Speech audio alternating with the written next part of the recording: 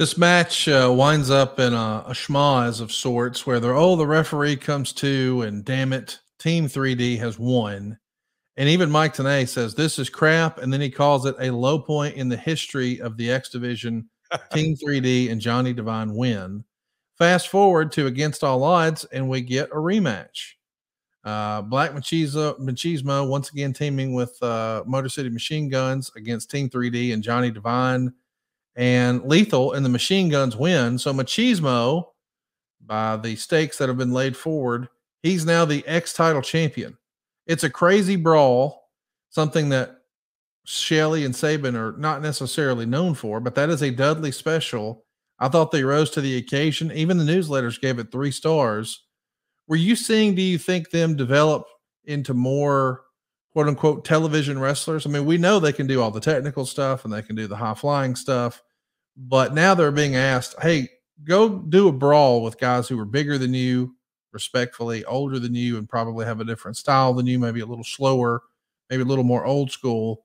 But they rose to the occasion. They made it work here in a big way. And look, when you kind of look back at now, God, Conrad, we're almost 18 years removed, 17. I mean, we're a ways. But when you kind of look back on this era, and one of the conversations or multiple conversations that I would have with Bubba or others about the X Division, me and Dutch had a few of these conversations. It was, hey, let's get these guys out of their comfort zone, because working a 6, 8, 10, 12, or even 15-minute X Division match on TV, these guys were great, but match after match after match like that, then they kind of all ran together. Get the Motor City Machine Guns out of their, I don't want to say just comfort zone, but something a little bit different. And Bubba and Devon, absolutely, obviously coming from their ECW days, knowing how to create chaos in a studio brawl or whatever it may be.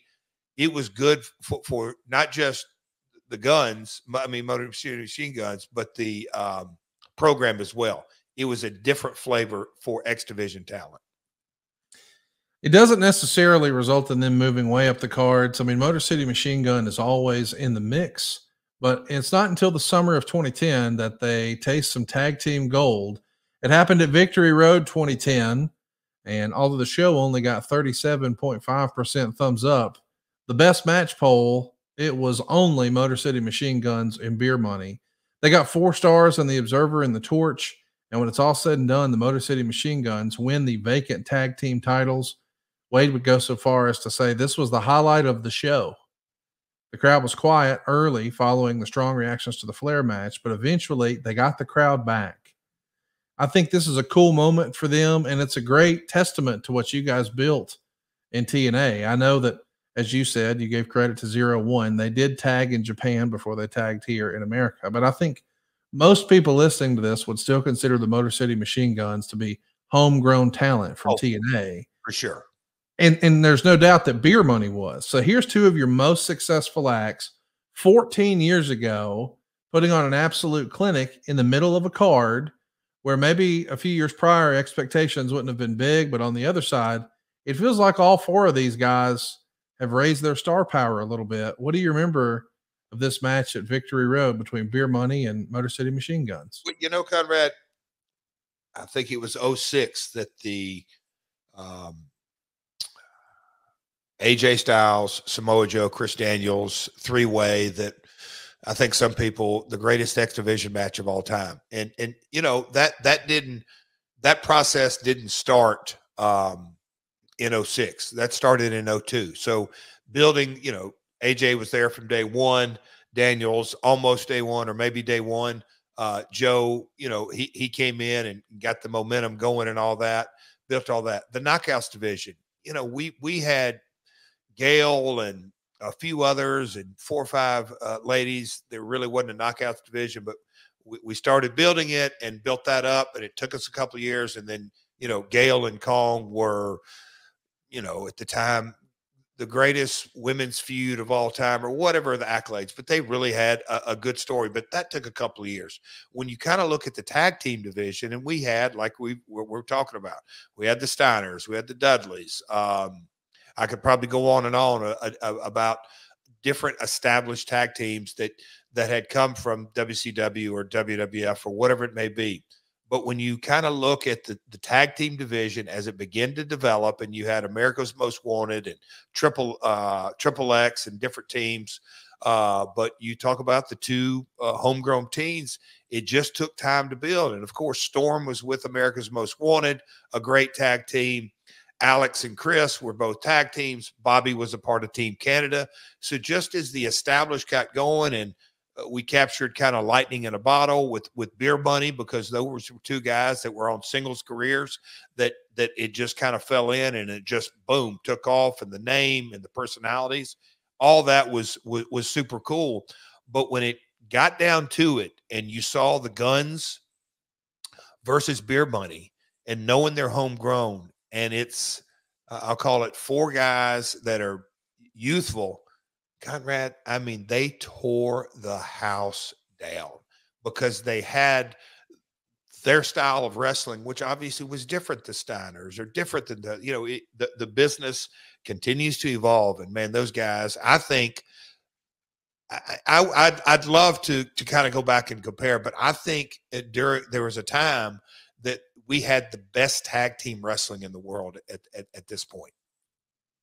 I don't think that can even be argued, because we haven't even talked about coming in next is going to be Generation Me. We know them these days as the Young Bucks, but back then they were Max and Jeremy Buck, and they're going to get in the mix with the Motor City Machine Guns, including a live impact with Jeremy Buck taking on Chris Sabin. It was way too short. Sabin gets the win. They only have like 3 minutes here, but I think it's interesting that you've got the Steiners, you've got the Dudleys, you got the Motor City Machine Guns, and you got the Young Bucks here. And no disrespect to Sabin or Shelley, I think watching this show at the time, I would have thought, well, they're going to be the breakout stars. And we know it wound up being the Young Bucks who sort of blazed their own trail to create AEW and all that jazz. But what a loaded tag team division you have here, where, what's next for them after the Dudleys? Well, how about Beer Money? Well, what's next after Beer Money? Well, how about the Young Bucks? I mean, this is as loaded for bear as you could be in a tag team division here. The flip side, and I looked at this because 08, 09, 010, and we've talked about it a lot on here. Conrad, we had 2 hours of primetime television, and that's it. To juggle the talent during this time frame, it really was just difficult, because not every look, you can make an argument, these guys should have been on, or these guys should have got a win, or we should have built this or that and all that. It was, I mean, Okada was here during this time, a young boy from Japan. I mean, Conrad, when you look at the roster sheets from 08, 09, 010, I mean, we can get into 11 and 12 and 13, but, I think this match you're talking about, Flair was on this card in 2010. So, yeah, I mean, it was a cool time to be in TNA for sure.